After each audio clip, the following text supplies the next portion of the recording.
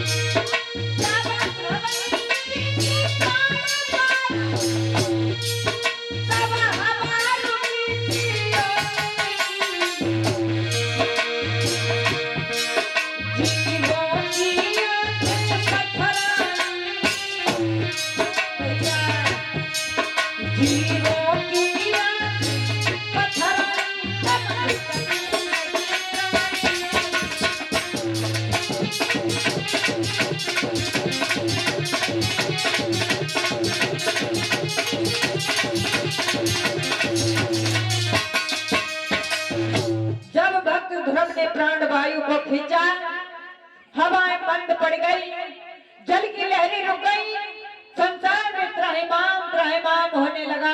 इंद्र का इंद्रासन हिलने लगा। इंद्र ने अप्सराओं को भेजा। इंद्र ने विचार किया, हमें ऐसा लग रहा है कि हमारे इंद्रासन के लिए कोई भजन कर रहा है और कहीं इंद्रासन में चला जाए, इसलिए अप्सराएं भेजी जाओ, जो भी भजन कर रहा है उसकी समाधि डिगा करके आओ।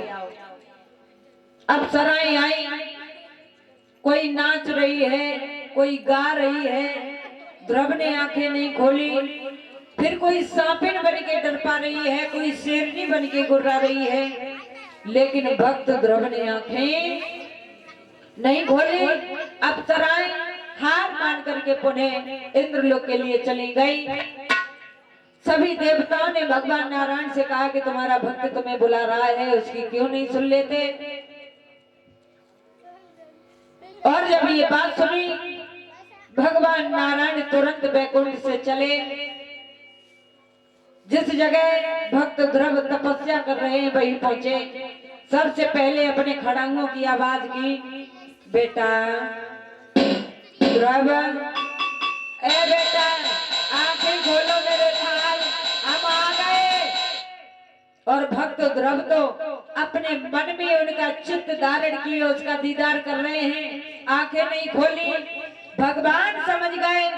जैसे ही उनकी अंतरात्मा में जो तस्वीर थी अपनी, उसे खींचाए। भक्त ध्रुव ने हाय पिता कह करके एकदम आंखें खोल ली।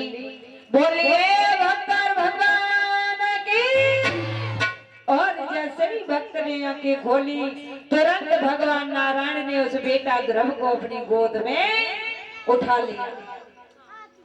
जवाब दिया, धन्य है भक्त, तुम्हारे जैसा भक्त दुनिया में न कोई था, न है, न आगे होगा। तुम मुझसे वरदान मांग लो। जवाब दिया, प्रभु मुझे वरदान में कुछ नहीं चाहिए, मुझे तो केवल आपकी गोद चाहिए थी। वो गोद मुझे मिल गई है और इससे ज्यादा मुझे कुछ नहीं चाहिए। अंत में भगवान नारायण ने इंद्र के ऐरावत हाथी को बुलाया, उस पर बिठा करके भक्त ध्रुव को विदा किया। गांव वालों ने जब सुना कि मेरे गांव का 5 वर्ष का बालक भगवान की गोद को प्राप्त करके लौट रहा है, तो ऐसे भक्त के दर्शन के लिए महाराज बहुत भीड़ इकट्ठी हो गई। और ध्रुव ने जब बड़े बूढ़े लोगों को पैदल जमीन पे देखा, तो उस हाथी को बिठाया, हाथी से नीचे उतरे। जवाब दिया, हमारे बुजुर्ग पैदल चल रहे हैं, हम हाथी पे बैठे शोभा नहीं देते। पैदल पैदल बेटा ध्रुव भी चलने लगे। सबसे पहले ध्रुव अपनी मौसी के द्वार पे पहुंचे। और जब मौसी ने ये सुना कि बेटा ध्रुव भगवान को प्राप्त करके लौट रहा है, तो मौसी शर्म की वजह से बाहर नहीं आई, दरवाजा बंद कर लिया कि अपना ये मधुर चेहरा उस बच्चे को कैसे दिखाऊंगी।